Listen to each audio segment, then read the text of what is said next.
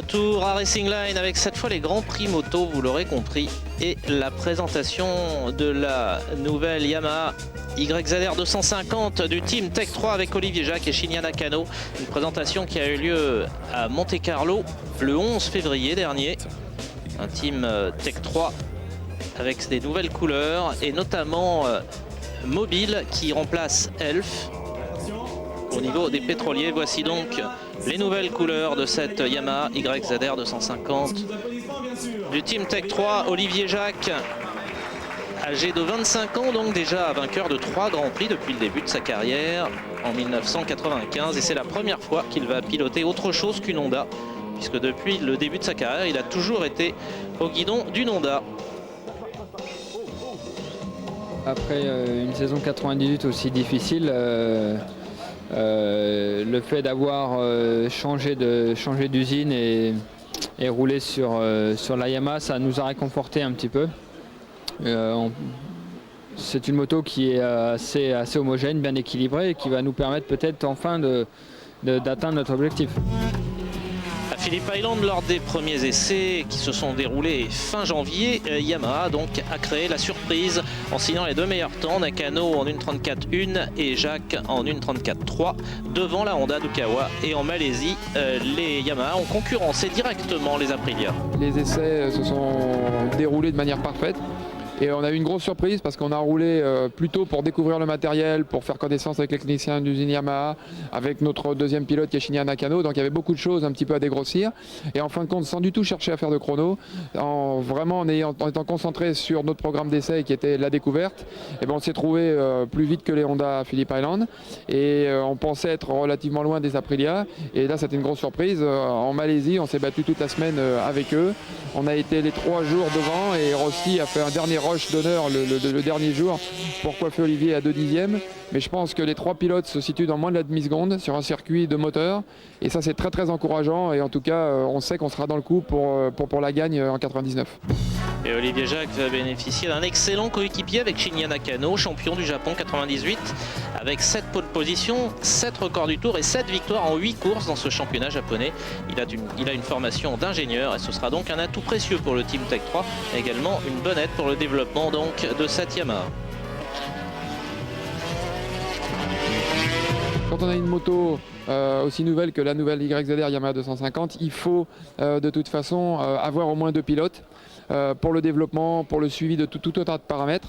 Et pour moi, il était évident que le deuxième pilote à côté d'Olivier, ça devait être Nakano, puisqu'il a tout gagné au Japon. Il connaît très bien la moto. Et je pense qu'à 21 ans, c'est un des futurs grands de la moto. Shinya Nakano qui avait réalisé un Grand Prix du Japon 98 absolument superbe. 3e temps des essais derrière Kato et Ukawa. Il s'est battu pendant toute la course pour la victoire. Finalement, il a dû s'incliner devant son compatriote Daijiro Kato, mais il termine à la 2e place de ce Grand Prix du Japon 98. On a revu Shinya Nakano en fin de saison lors du Grand Prix d'Australie.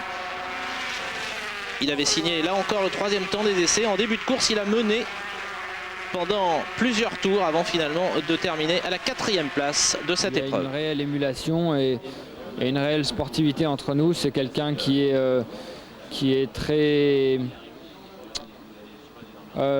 sympathique. Et je pense que nos relations vont rester comme ça tout au long de la saison, puisqu'il sait qu'il a à apprendre les différents circuits.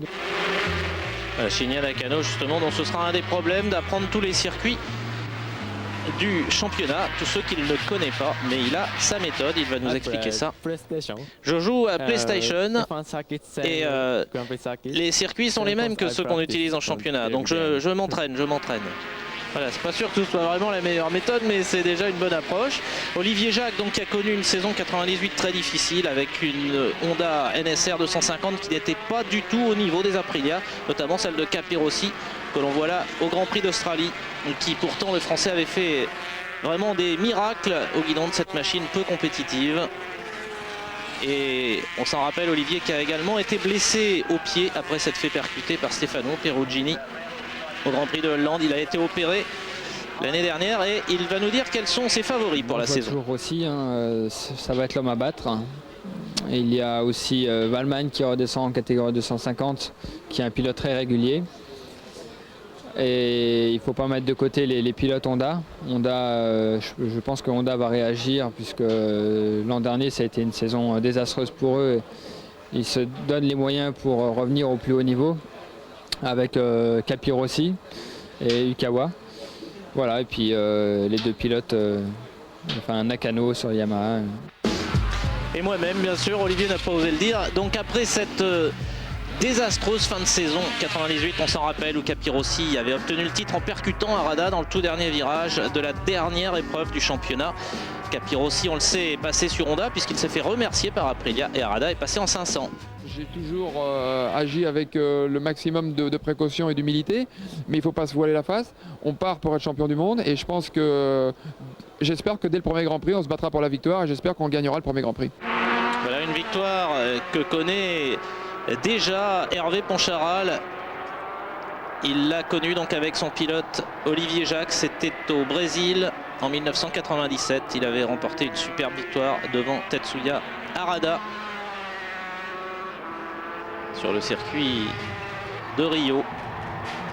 Donc il va retrouver le Brésil et va tenter de remporter une troisième victoire après l'avoir remporté dans ce pays d'Amérique du Sud en 96 et 97.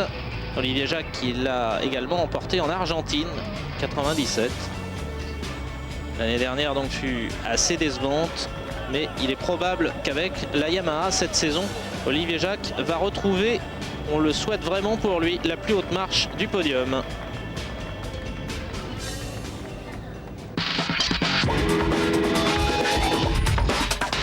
Les dernières infos sur les Grands Prix, eh bien c'est l'officialisation de Sébastien Gimbert au guidon d'une Honda 500, NSR 500V dans le Team Tecmas. Le Team Tecmas qui va également faire participer Julien Allemand, le jeune français de 22 ans, au guidon d'une 250.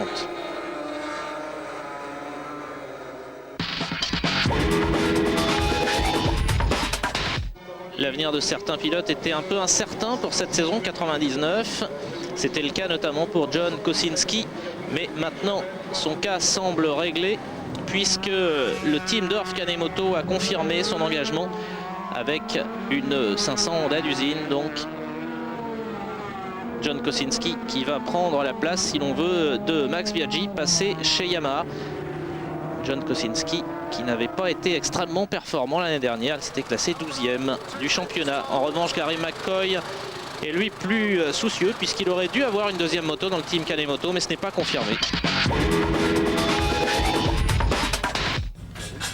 BSL également, le constructeur néo-zélandais a préféré reporter son engagement en Grand Prix 500 après des essais assez peu concluants, puisqu'en Australie la machine était à 8 secondes du temps de Michael Doohan et en Malaisie à 12 secondes du meilleur chrono signé par Kenny Roberts Jr. Donc BSL reviendra plus tard en Grand Prix 500 quand la machine sera un petit peu plus performante.